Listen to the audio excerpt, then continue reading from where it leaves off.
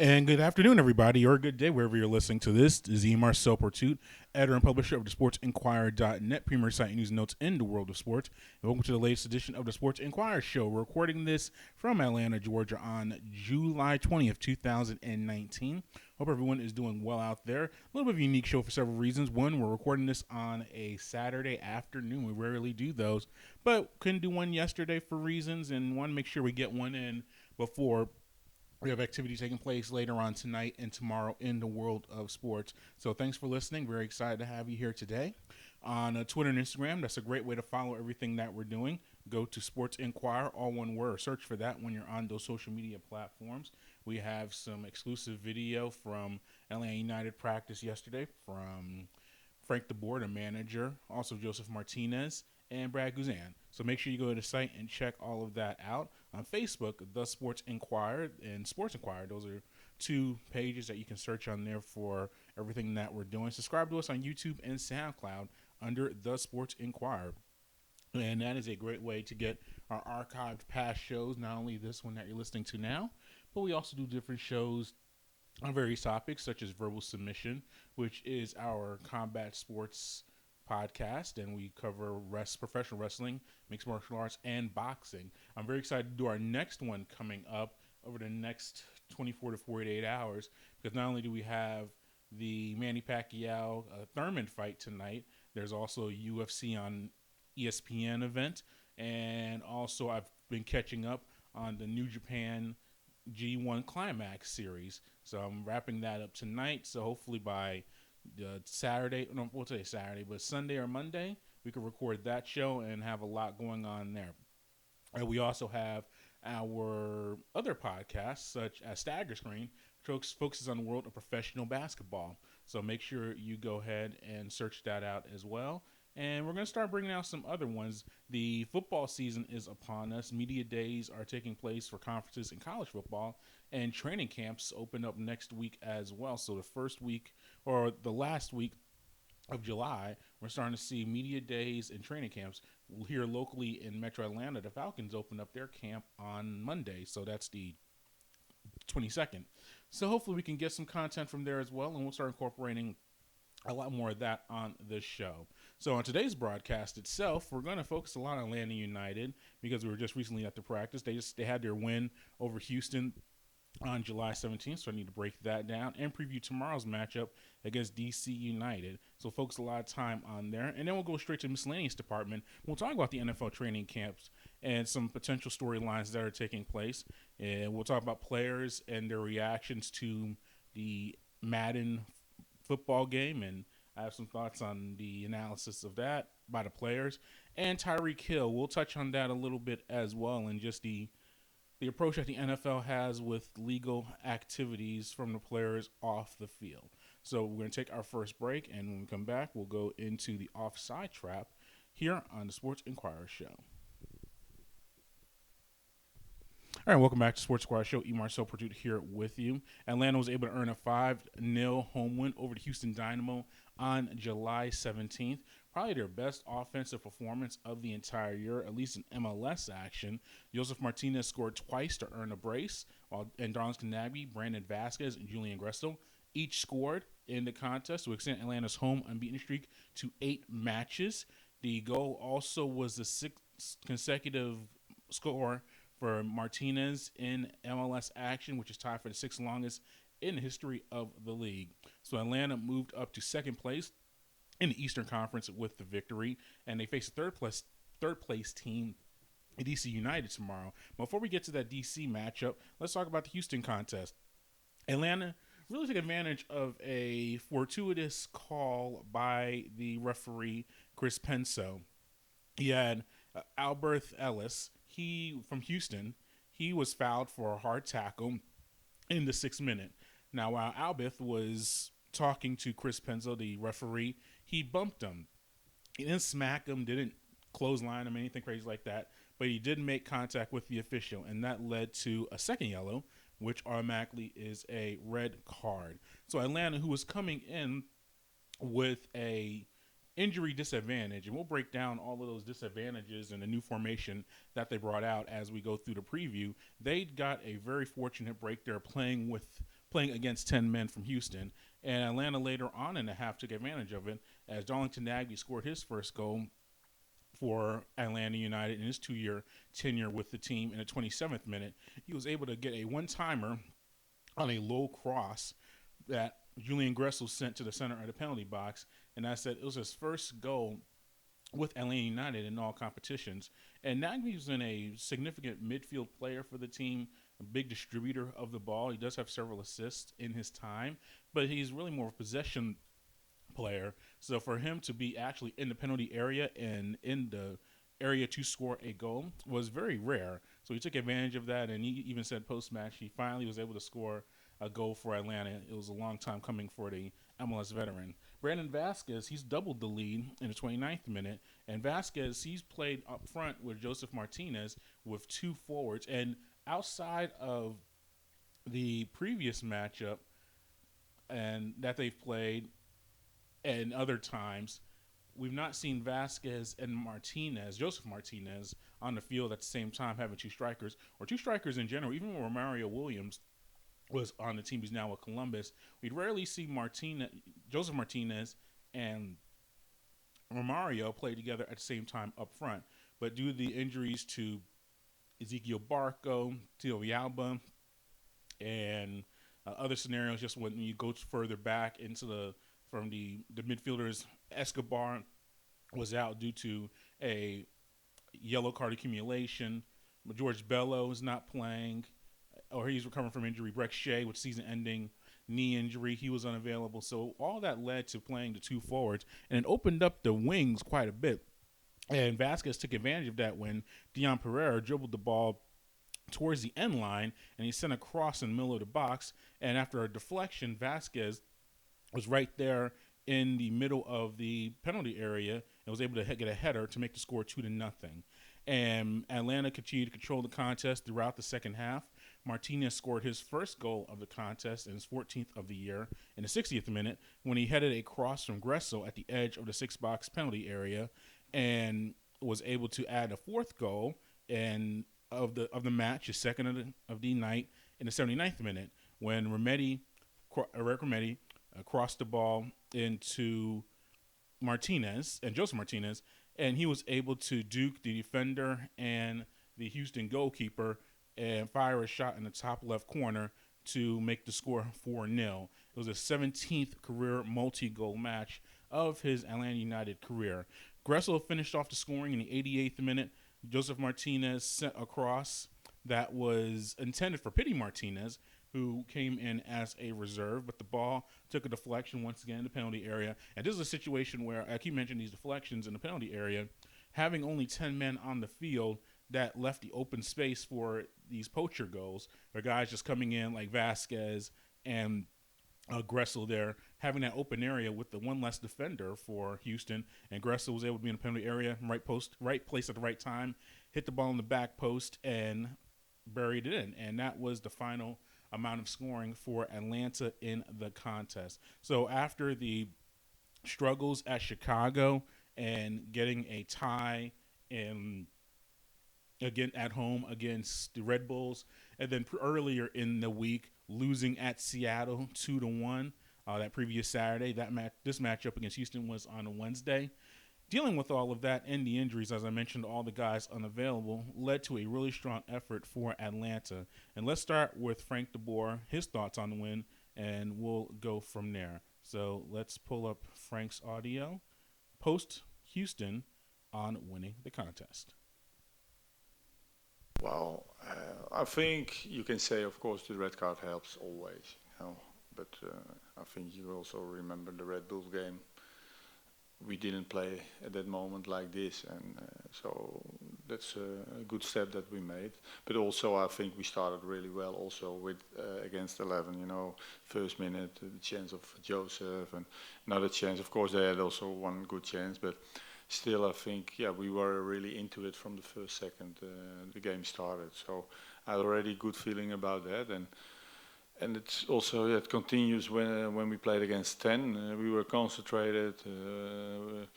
We every time we didn't give them the rest. We were good in shape, organized. So every time we could almost get pressure on them, and of course, they will always will escape one or two times or something during the whole match. But still, I think I gave them a compliment how they played, concentrated, and even after 3-4-0, they still, did what we asked them to do, and then you create also a lot of chances. And that was manager Frank de Boer on the win. And we have to give credit, as always, to Atlanta United Communications for the audio from the post-Houston contest, or audio from Houston post-match. We were unable to attend the match ourselves, so thankful, as always, to Atlanta United Communications for providing the audio content that you're hearing on today's show. We're going to hear next from Julian Gressel and his thoughts on the victory. A win ultimately feels good no matter what, and obviously we haven't felt that in a little, unfortunately, but to come out today and really have it in the bag, not have to wait till the last second, all that, I think it just feels good to kind of get that feeling again, the feeling that we've had, in the past years, where we'd be on top and really, just kill other teams, at home, and it just feels good. Red card helps, where we have a man up, but I still thought, we were patient. We moved the ball side to side. We had runners in the box when we got to the crosses. We had more chances, but we kind of just adjusted it before the game. Obviously knowing our injury situation, our suspension situation, but I thought it worked well, and ultimately, have a convincing win. And finally, we're going to hear from Brandon Vasquez just on the victory itself. And after that, we'll break down the formation that really allowed him to flourish in the contest and become a starter along the front line with Josef Martinez. But here is Vasquez on the victory. We came out with the right intensity, and fortunately the game got easy for us at the red. So I think we kept that mentality in and that intensity up, and we got the result that way. The way we were playing today, I think it did help us. I think we had a lot of opportunities because of that, and having a lot of players up attacking, plus everybody coming back to defend. I think it was good to do that today. I think it means that our team has a lot of depth. We have a lot of good players that can fill in spots, and it doesn't matter who's on the field. We can all perform and get the job done. And once again, that was Brandon Vasquez discussing the victory. I keep talking about formation. Let me break down what I mean by that. Atlanta's been pretty stagnant with playing a 4-4-2 or even a 2. I got to remember numbers of 10. For those of you that are unfamiliar with soccer and trying to get involved in it, there are 11 players on the field for a team. One is always designated as the goalkeeper, so that eliminates one. So you got to figure out how to formation for 10 of the guys. You have 3-5-2, you have 4-4-2, there's 3-3-3-1. You get the idea of how to do it. Atlanta's been pretty rigid, in I think a way, only playing Martinez up front as a 1 and only doing 3 defenders in the back and then midfield kind of going from there. With all the injuries that they've dealt with, as I mentioned, Shea being out for the year, Bello out, Villalba, Barco, Escobar with the yellow card accumulation suspension. You add all of that up, and they played a 3-5-2 in the matchup against Houston. So we had Josef Martinez and Brandon Vasquez, the two strikers, playing together. Julian Gressel, who's been playing a lot in the middle this year, with Pity Martinez being on the squad and Barco, he's been kind of relegated or forced to play on the middle of the field, but he played his preferred right wing part on the formation, and Gressel is pretty straightforward about that. We'll play the audio of him post-match. And that left Gonzalez Perez, Miles Robinson, and Michael Parkhurst defending at the center. So you had a 3-man back line, which Atlanta's been most successful with, even pre-Frank de Boer, with Perez, Robinson, and Parkhurst. And Parkhurst has been playing on the wing more this year, trying to get him into the lineup. But you look at his, I won't say limitations, but just where he is in his career and the way where he's at. Playing at the wing, he struggles defensively defending in that position. So having him play a traditional defensive position and being even a central midfielder, I don't necessarily say a sweeper, but he has a lot of experience in that position and knowing how to read defenses and organization. Atlanta looked very organized defensively in the matchup.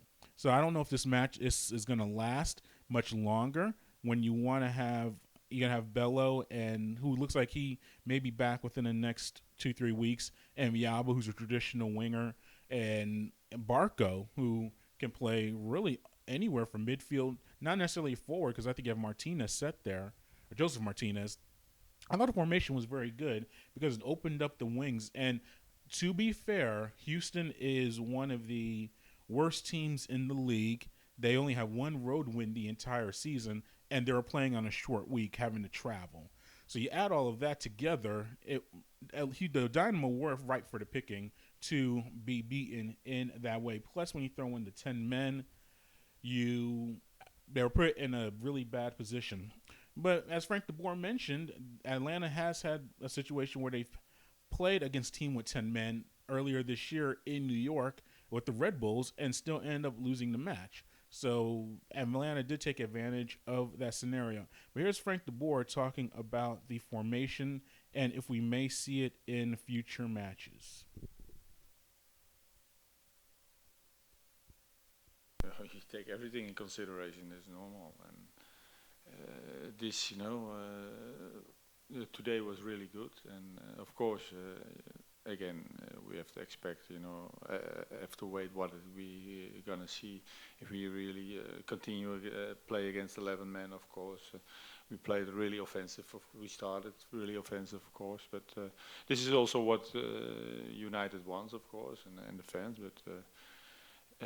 We will see in the future, but we also played good games with 4-3-3, so slowly everybody is coming back, so Barco is close, Bello is close, so hopefully I can make those decisions, and in what formation we can play, that we still have the best possibility to win against each opponent. Oh, well, that also, of course, but I think, this formation helped also maybe against 10 men, and that, we had our width with Deion and Jules, and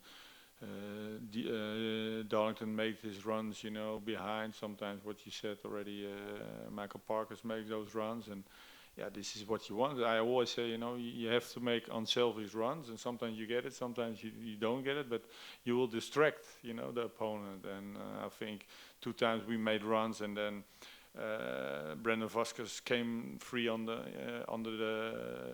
10 position a little bit, had 2 shots at that moment. So this is what you want to see, of course, a lot of movement, and the guy on the ball decides, who gets the ball. But they learned me always that the guy who makes the first run normally don't get it because everybody's focusing on him. So it's better to give it to the second or third man or the fourth man. Helps always, but I think. I apologize for that technical error there, but that was Frank de Boer discussing the formation, and as he said, they have played a 3-3-4 or 4-3-3, and the thing is with Pity Martinez on the field, and I don't want to pick on Pity because we've been doing that. The supporters, and I hear it from y'all, and even other media members, I think Pity becomes kind of a punching bag, but kind of a blame for a lot of stuff. But when he is on the field, just with the past few matches, I think he's been playing very well personally. I think he's had good possession. He's been a good distributor. The goals just have not been there for Atlanta. But he did not start in the match, and the formation did allow for more wing play. Jules is referring to Gressel and Deion Pereira being able to be on the wings, and you saw Nagby play forward a lot more, obviously being awarded with the goal. So I think the formation led to the change more than the personnel of what happened. But let's hear from Gressel and his thoughts on that formation and getting to start a match on the right side with his preferred position. So let's hear from Gressel on that situation.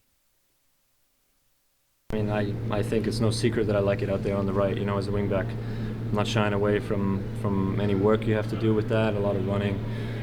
But ultimately, I think you saw today that it gets me in pretty good spots down that right side. And then like I said, I think my best quality is to pick out the right pass. Today, a couple came off, a couple more came off where we didn't score. But whatever the coach thinks is the best approach to go into games, that's where I'll stand 100% behind him.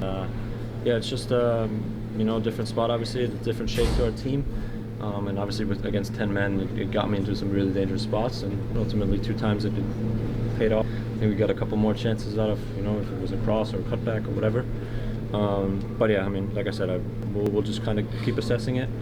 Whatever decision, the coaching staff makes of kind of how we play and how we approach games, I'll stand behind that 100%. And once again, that was Julian Gressel saying you prefer to play on the right side. We'll get to what my potential formation, not my potential formation, what I think will be the potential formation or lineup for Atlanta tomorrow against DC United. But as I said, we were able to attend practice yesterday, and I was able to speak with Frank de Boer about Brad Guzan, who was able to notch his league-high 9th shutout of the season, which leads at MLS all completely. And the All-Star, once again, I think his name also. Well, we'll see what the lineup, what the rest of the scenarios as far as the All-Stars go. But yeah, but Guzan, once again, has been a solid pillar for the team on the defense. So I was able to speak with Frank de Boer about that, and here are his thoughts. He's a consistent figure in our team. He's a leader. You can always count on him, and I'm very happy with him, and he has experience, of course. You will not get nervous that somebody else is in front of him. So I'm not worried about him. And that's what a coach wants more than anything from a player, as I've learned over the years. They want consistency. Even if it's not the best player on the team or best player in the league, they want to know what they're going to get every time that player steps onto the field. And with Guzan, that's what you get. And he is putting together, I think, one of the better seasons in MLS today. And actually, I was able to speak with Guzan as well. So let's look at it up. Let's see. Yeah, we do have that. Yeah, we have Guzan. And talking about dealing with, I mentioned all the injuries and the different rotations that they've been dealing with this year. But Guzan has found a way to be a consistent force for the team in that regard. So I think we should have that somewhere. If we don't have it, that's okay. Let's see. We do not have that. I thought I looked that. Oh, yes, here we go. Yeah, so here's Guzan talking about dealing with the adjustments and playing with all these different types of players on the team. It's just part of it. I wouldn't say it's been difficult or anything like that. It's just how the season's played out a little bit. Moving guys here and there. For example, you take Flo when he plays, right? He comes on, plays 20 minutes, injury. Bring Parky's playing left back, not his natural spot. So it is what it is. You just got to get on with it. And we more times than not we've been okay. But of course, there's areas where the fluidity needs to be a little bit better. The understanding could be better. So it is what it is, though.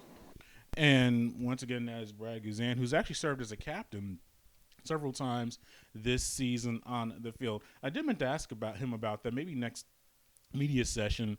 We know Michael Parkhurst is the captain of the team, but when he is not on the field, just through player rotation or different scenarios, I guess gets passed down to Jeff Lorenowitz. But then we've seen Brad Guzan wear the armband as well. But it just shows that he is one of the leaders of the team and is very vocal. And I highly recommend that you go to our site and see the full presser of Brad Guzan, where he discusses his communication with the team and being a multilingual, speaking Spanish as well as English with his defenders and with his teammates on the field. So that's why I highly recommend you go to our site and see everything that he does there. But Josef Martinez, let's talk about him as well. As I mentioned earlier, in that win, he was able to score twice. He had a brace, and he has scored in 6 consecutive league matches and 7 consecutive matches in all competitions. So he now has 10 goals in his past 6 MLS matches and has 15 on the season, which is the second most in MLS, behind Carlos Vela from LAFC. I think he scored twice last night in the match against the Galaxy. We'll have to talk about that match at the end of this portion of the show. But he's second right now. Let's see, he has scored against every MLS team in history, or current MLS teams. So that's very impressive. And let's see, he has 65 goals in his first 3 seasons. So he passed David Villa with his performance against the Dynamo. And he has 3 goals. He's 3 goals away from Bradley Wright Phillips' mark of 68 goals over a 3-year span. So he right now is rolling and is finding his form, and that's what we were able to discuss with him last night or yesterday afternoon or last afternoon about his form and being able to put together a nice goal streak after, by his standards, a relatively slow start. So here's Josef Martinez on his current form.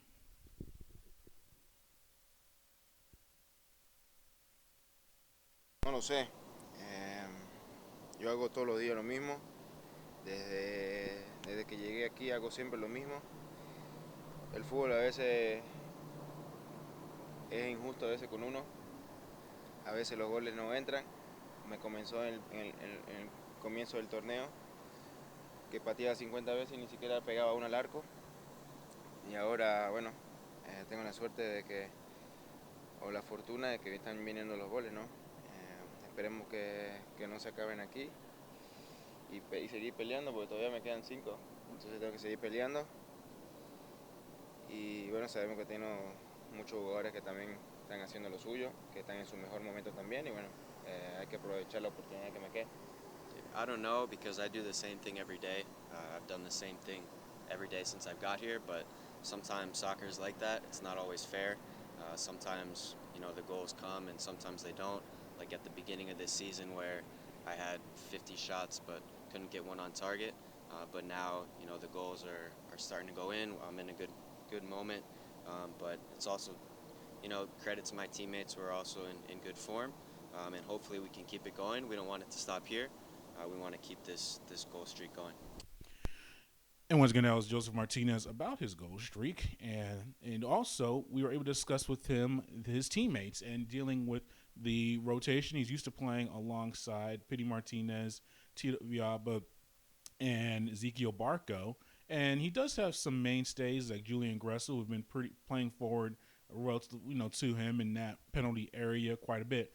But we've also seen Deion Pereira play now, and Emerson Heineman, and Justin Miram, who was a midseason trade from Orlando City to Atlanta, and he's been very strong for the team as well. But dealing with all these moving parts, while in the past 2 years, it's been pretty much Miguel Almiron, Tito Villalba, and as dealing with those, and Gressel, and that's been the front line for the team, and he's been very comfortable in that regard, but he's finding a way to work through it, and that's what we discussed with him as well, working with these new teammates. Necesitamos jugadores, lamentablemente sí, tenemos muchos jugadores lesionados, hay muchos jugadores que quizás no estamos en nuestro mejor nivel. Y obviamente necesitamos jugadores. El partido pasado teníamos 3 jugadores en la banca, 3 o 4 jugadores en la banca. Si queremos seguir lo que hicimos el año pasado, creo que tenemos que hacer mucho más. Nosotros dentro del campo y muchas personas también. Entonces, creo que tenemos que también ponernos a trabajar todos. Y la verdad que los muchachos que tuvieron la oportunidad de jugar el fin de semana lo hicieron de su mejor versión. Y creo que tienen que seguir de esa forma y siempre tener el hambre de ganar. No hay que perder el hambre. Yeah, because we need players. So unfortunately, yes, we've needed guys to come in and play. We've had a lot of guys injured, guys who haven't been up to their best. But I think, you saw in the last game we only had 3 or 4 guys on the bench. So we need players, and I think the guys who have gotten their chances, they've done a good job, and that's what we need. If this team wants to continue, doing what we've been doing and to reach the level we were at last year, then everyone has to give more, on the whole team, because that's what we need, and, that's the goal. And that was once again Josef Martinez discussing his teammates and how some have had to step up and play a bigger role on the team. And once again, head to the site or our YouTube page or SoundCloud. I was able to upload the audio as well from our pressers, and he goes deeper into those thoughts and his approach to the game and seeing what the LAFC is doing, and he has very interesting thoughts on Zlatan Ibrahimovic and a lot of other things. So I highly recommend that you check this site out and go there. Now, Atlanta is prepared to host DC United on July 20th. Right now, DC United enters the match in second place, while Atlanta sits third. And Atlanta chose them by 2 points. They do have a game at hand, Atlanta United, in the standings. It's the eighth meeting all time between the two clubs, and second this year. DC was able to defeat Atlanta 2-0 in the season opener of the 2019 campaign. Atlanta does hold a 2-1-0 record at home over DC United. Both of those wins took place at Mercedes-Benz Stadium, and Atlanta is 7-1-3 at home this year. And as I mentioned earlier in the recap, that Houston win extended their unbeaten home streak to 8 matches. So once again, Atlanta is coming into this contest with potential players coming back. Mikey Ambrose and Ezequiel Barco may be available for the contest. That would help with some of the depth. As Josef Martinez mentioned, they did not have a full group of players to fill out the bench. And Andrew Carlton as well. I guess he picked up a hip injury during training before the Houston matchup, so he was unavailable to be on the bench. So getting Ambrose and Barco, even if they are as a reserve, would be a major help for Atlanta. DC United, they come into the matchup playing their second away contest in 4 days. They're able to beat FC Cincinnati 4-0 on Thursday, so that would be the 18th. And they had a brace from Lucas Rodriguez and goals from Paul Areola and Wayne Rooney, who we're all familiar with in the world of professional soccer. And he leads DC United with 11 goals and 7 assists on the season. So he has found his form with DC United. And here is manager Frank de Boer discussing that matchup against DC. We know it's a strong team, and with Rooney, with Acosta coming back, Areola is of course very important. Rodriguez scored yesterday 2 goals, so yeah, it's a good, solid team. They know what they want, and we have to wait, how they're gonna play. The last 2 games they played with 3 in the back, and they played like most times 4 in the back, so we have to wait. Acosta's coming back, so in what position he's going to play, who's going out. So we have to wait. Is it the central defender who's going out, and they're going to play in the 4-3-3 system, or they continue like this because they have a good feeling about it? So you have to wait, or they're going to rotate because Thursday, Sunday is quite short notice. So we have to wait, but we have to look to ourselves and believe what we can do, and then I'm positive in a good result. And I was manager Frank de Boer discussing DC United.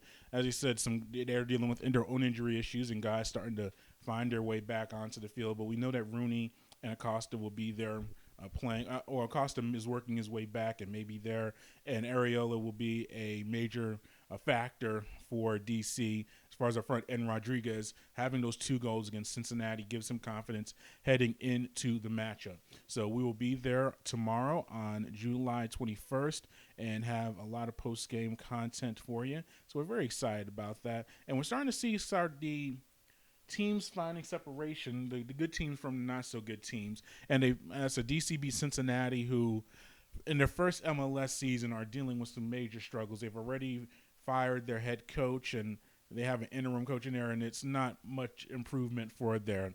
And they won their first 2 out of the first 3 matches in MLS play this year, and then they went on a really bad streak. I should have looked it up, but I think they were in 1-12-1.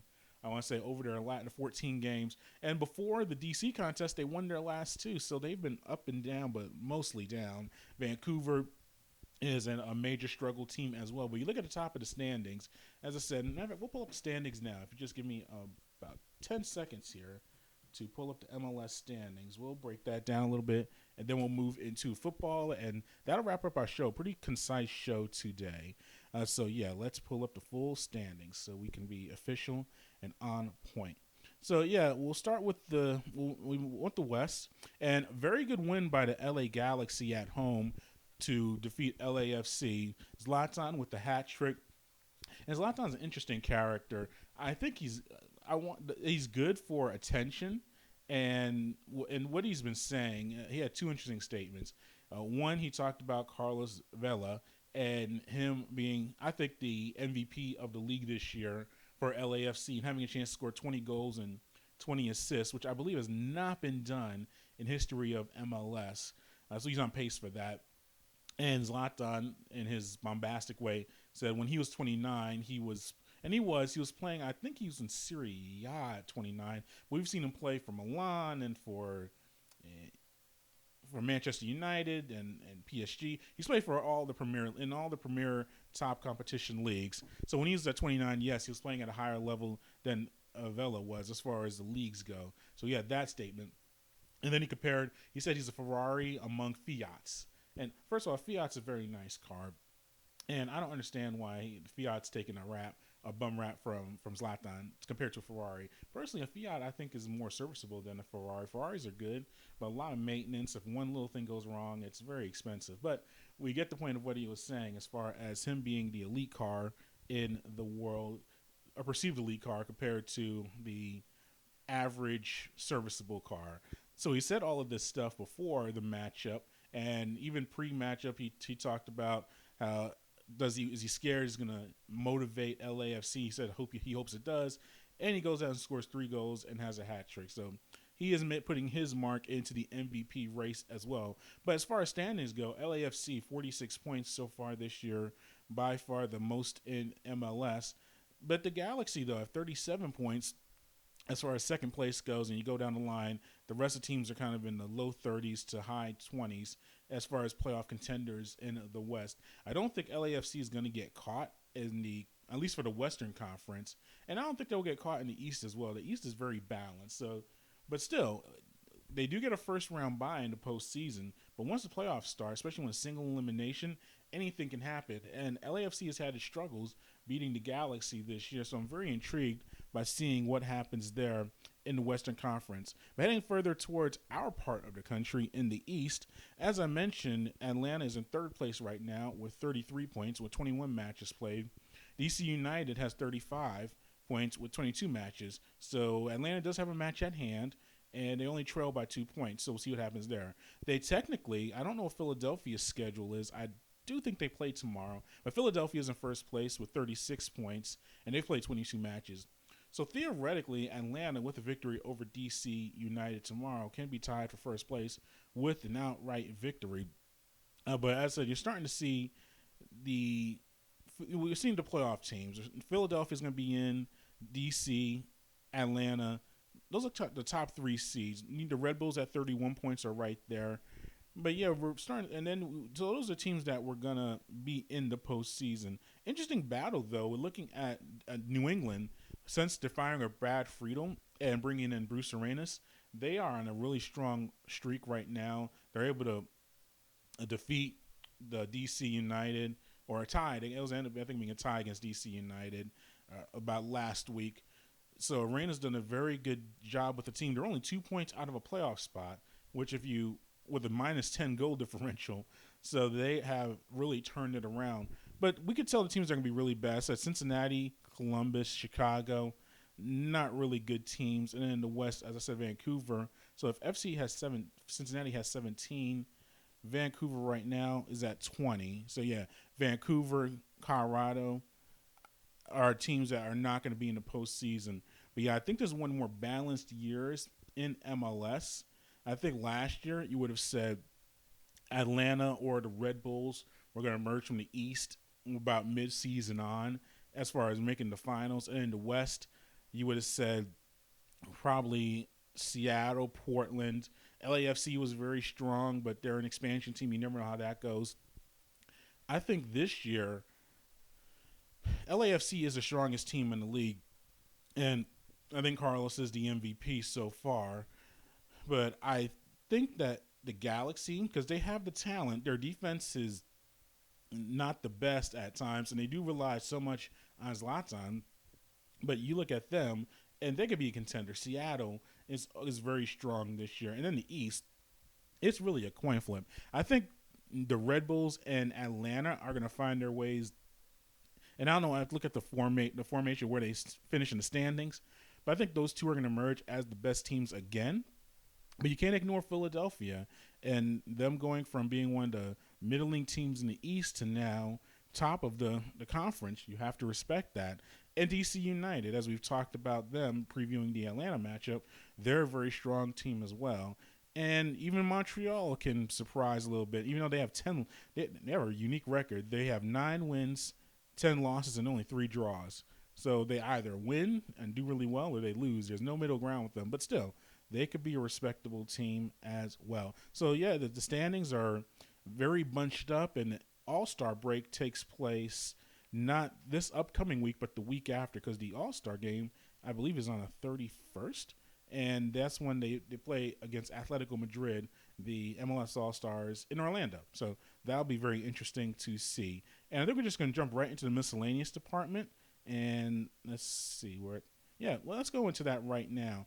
Really not too much with football. Like I said, training camp's opening up this upcoming week. We'll do a next show. We'll break down the college football media days and kind of news and notes that we picked up from there. I will say it's not much, though, as far as college football. They had a graphic up, I think it was on ESPN, with the teams with the most consecutive 11-win seasons. And it was Alabama, Clemson, Oklahoma, and Ohio State. And my thought was that's going to be the playoff this year, unless a Georgia finds a way to maybe beat Alabama in the conference championship for the SEC. I just don't see anyone beating Clemson in the ACC, and they have the pedigree now being the defending champs. They're going to be in. Ohio State really doesn't have a challenger in the Big Ten.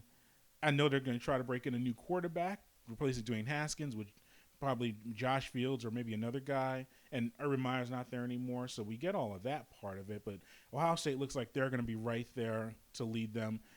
Oklahoma's intriguing. I know they got bringing in a new quarterback, but Lincoln Riley's proved to be a very competent head coach of acclimating new guys. He's gone from Baker Mayfield Heisman winner to Kyler Murray last year, another Heisman, and now you assume Jalen Hurts is going to be the starter again. I don't know if Hurts is going to win the Heisman. That's a lot to ask, but he's used to bringing new guys into the system and making it work out.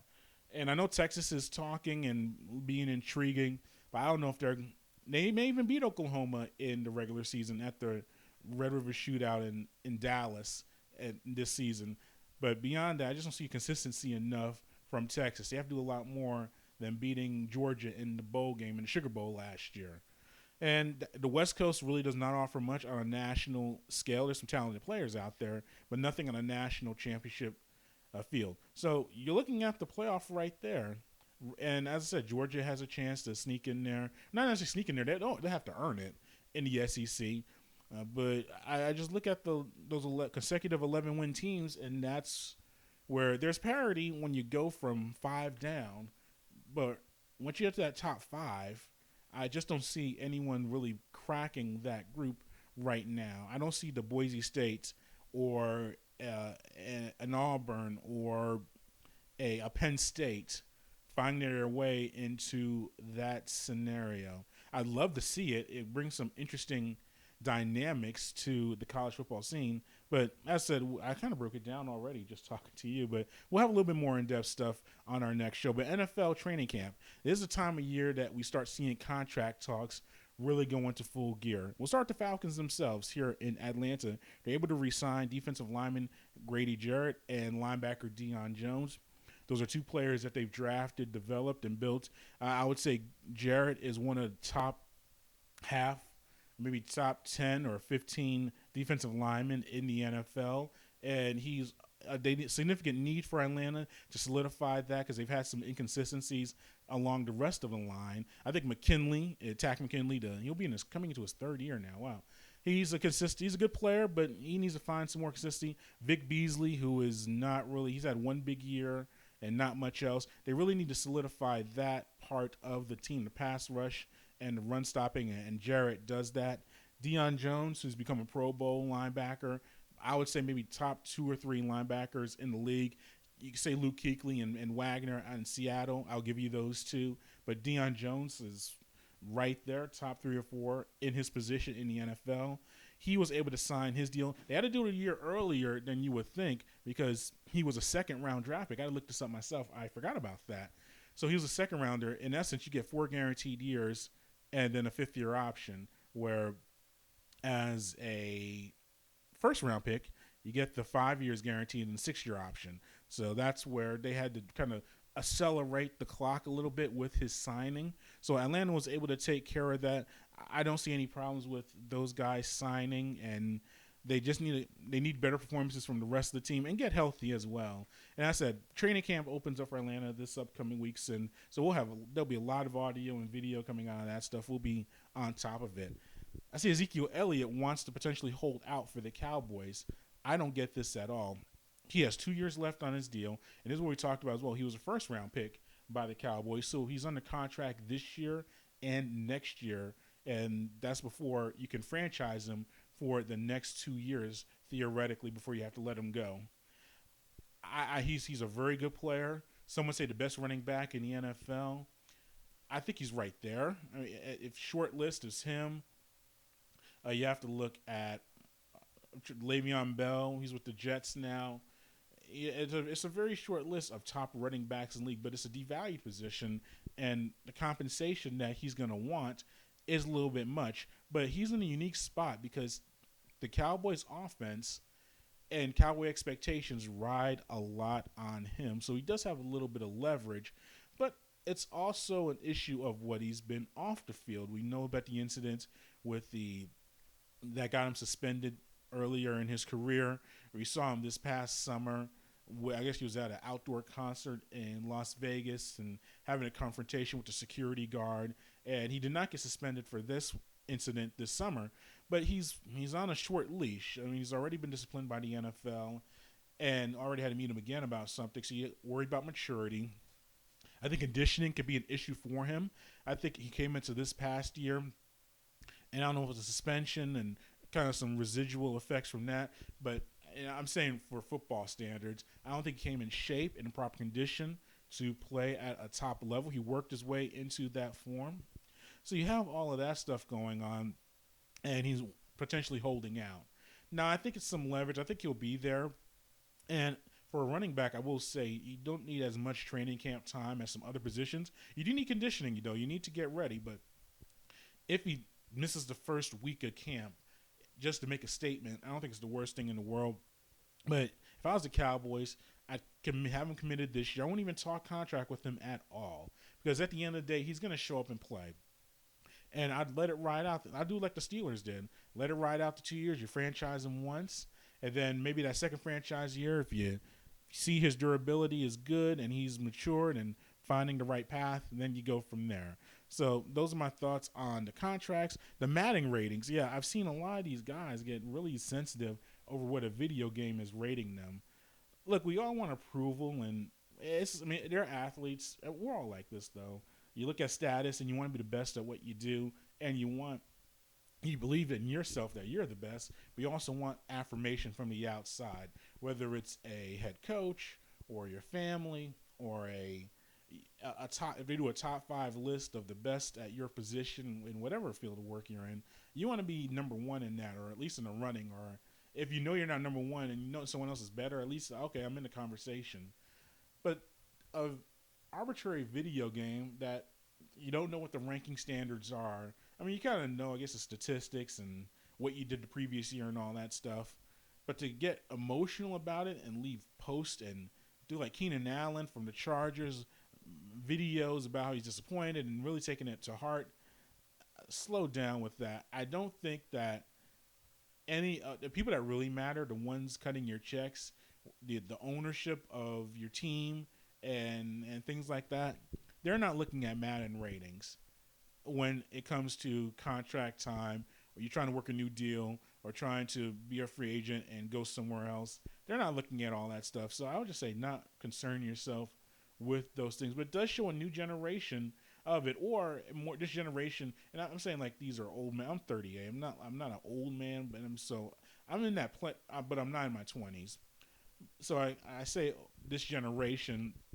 My generation was kind of like that too, though. But I don't think they were as vocal about it. You may have heard some whispers about where they're ranked and all that stuff, but they're not. Social media was not. If I was a player in my 20s, social media was not as prevalent as it is now. So these guys can be more expressive about it. But yeah, I'll just tell them to calm down and take it easy and just prepare for the season and not worry about it. And then finally, and this will deserve a little bit more analysis, but it did happen within this cycle of news. So we just wanted to give a quick thought on it before we conclude this show. Tyreek Hill for the Kansas City Chiefs. He was not suspended by the NFL. If you're not familiar with it, he's a player for the Kansas City Chiefs and a receiver. And there was an investigation as far as child abuse in his home with the mother of his child. And there were some audio recordings discussing the child did end up with a broken arm and physically hurt. But the question is, how did that happen? What was the situation with it? And it was investigated by the authorities, and it was non-conclusive, and the investigation was dropped, or at this time it's not being pursued further. And the NFL decided not to suspend him, and he was going to be able to report to Chiefs camp and prepare for the season. I've been saying for a while that the NFL does assert itself too often in legal investigations before they're completed. And so I agree with the decision in that regard. Just from X's and O's as far as legalities, the league, if he was not prosecuted or charged by the legal authorities, the police, then NFL should not act as the police themselves. But the audio was leaked, and it did sound like there was abuse that took place there.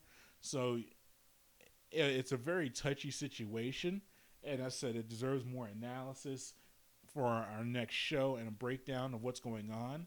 But I did want to state that I think the league I don't necessarily think it was right, but I think that legally that's the route they had to take, and they did take the route of not doing it for now.